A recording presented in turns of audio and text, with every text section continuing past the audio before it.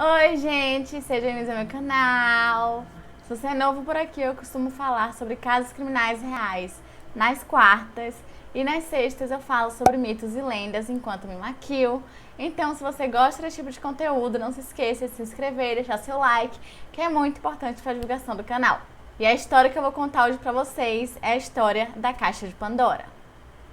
A maioria das pessoas está familiarizada com a história da humanidade através de Adão e Eva, só que poucas pessoas sabem sobre a origem da humanidade pela visão da mitologia grega. Para começar, na mitologia grega, homens e mulheres não foram criados ao mesmo tempo. Os homens eles vieram primeiro e as mulheres depois como uma forma de punição.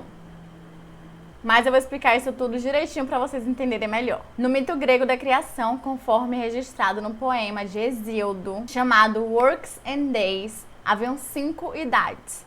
A primeira delas era a Idade de Ouro, onde os homens eram imortais, viviam no Olimpo, eram feitos de ouro e também viviam como deuses. E quando essa era acabou, os homens se tornaram bons espíritos que cuidavam dos mortais. A próxima idade era a Idade da Prata, onde os homens eram feitos de prata e também ainda viviam no Olimpo, porém eles não eram mais imortais. As duas idades seguintes foram a Idade do Bronze e a Idade Heróica. Na primeira, os homens eram feitos de bronze e acredito que ainda viviam no Olimpo. E na segunda, que foi a Idade Heróica, a Terra era povoada pelos heróis da mitologia grega. E ambas as idades terminaram por guerras constantes. E a última idade, que é a idade atual, é a Idade de Ferro, onde os homens lutam e sofrem. E isso tudo de acordo com Hesíodo. Como os mitos nas obras de Hesíodo não têm uma ordem cronológica muito específica, é difícil determinar em qual idade Pandora foi criada. No entanto, a história de Pandora está diretamente ligada ao titã Prometeus. Então acredita-se que Pandora foi criada na Idade da Prata. Prometeus, que era um titã, recebeu a tarefa por Zeus de criar a humanidade, que seria moldada a partir da água e da terra. E o seu irmão, Epimeteus, estava encarregado de criar os animais. E Epimeteus deveria criar primeiro os animais antes que Prometeus criasse a humanidade. E aí que o problema começa. Epimeteus ficou super feliz que ele iria criar os animais, afinal, né, uma tarefa bem importante. E ele moldou os animais também a partir da água e da terra e depois ele colocava essa mistura dentro de um saco de truques que Zeus deu. E ele conseguiu então criar uns animais maravilhosos com as melhores qualidades. Força e velocidade para perseguir as presas, pelos e penas para proteção, garras e dentes para autodefesa e sentidos extremamente apurados. E aí vocês se perguntam: Tá, Geis, os animais estão perfeitos, qual é o problema? O problema exatamente é que os animais estão perfeitos. Então, a humanidade meio que não tem nenhuma chance de viver no mesmo ambiente, porque iriam morrer, 2 segundos depois. E então, após terminar o seu trabalho, Prometeus ficou muito orgulhoso de tudo que ele tinha feito. E na hora que ele ia contar para Prometeus, ele percebeu o que ele tinha feito.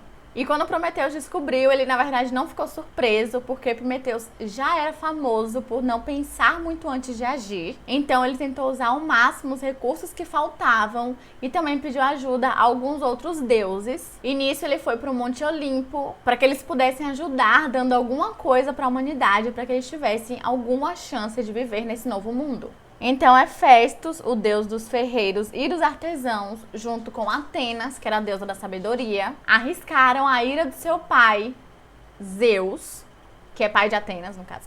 E sentindo pena de Prometeus, decidiram ajudar-lhe, dando conhecimento. E então agora Prometeus poderia ensinar artes e ofícios para a humanidade. E quando Prometeus já estava indo embora do Monte Olimpo, Hefestos resolveu ajudar ele dando fogo.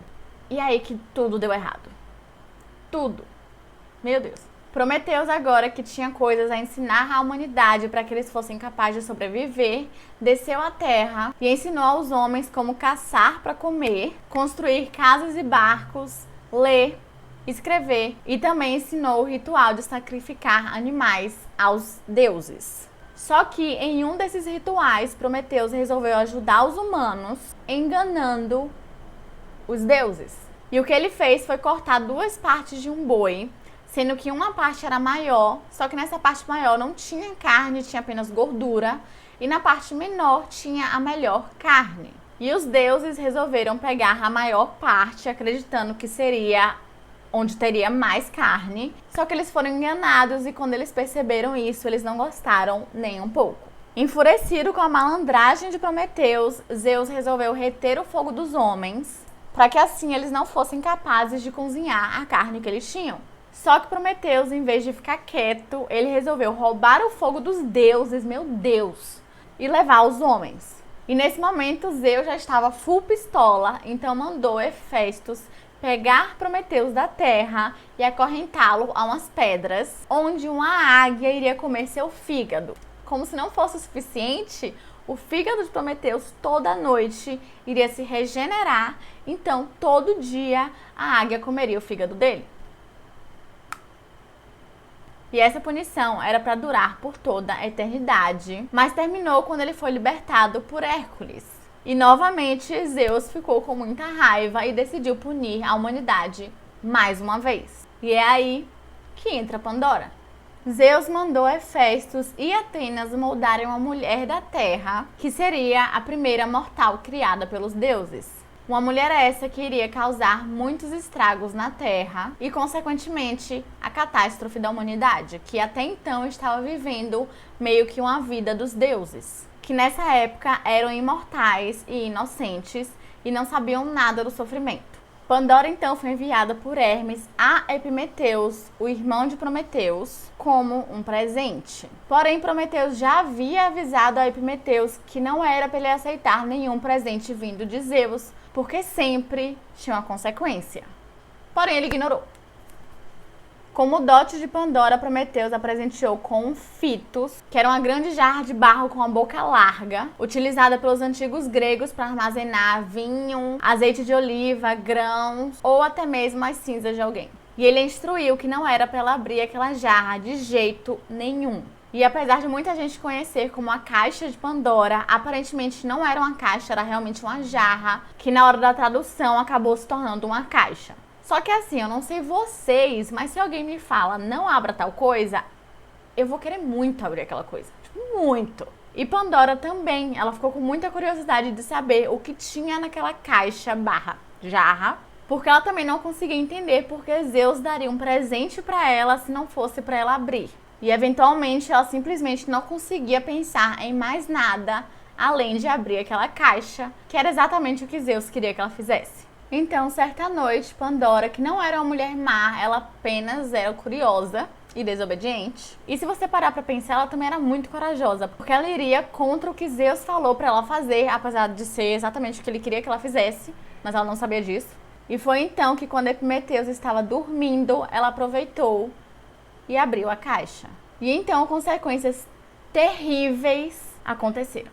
Assim que a jarra foi aberta, abominações saíram de dentro dela, como por exemplo maldade, ódio, violência, guerras, pobreza, dor, doenças e basicamente tudo de ruim que acontece hoje em dia tinha dentro dessa caixa.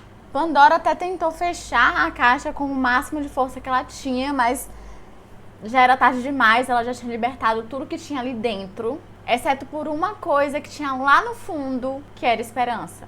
Em algumas versões do mito é dito que Pandora chegou a liberar a esperança e saiu voando da caixa, curando todas as feridas que as outras coisas haviam causado. E em outras versões do mito disse que a esperança ficou no fundo da caixa, separado das coisas ruins do mundo, fazendo então com que ela permanecesse sendo uma coisa boa. E mesmo hoje a esperança está sempre aqui com a gente nos tempos mais sombrios. Como o poeta Alexander Pope certa vez escreveu, a esperança brota eterna no nosso seio humano.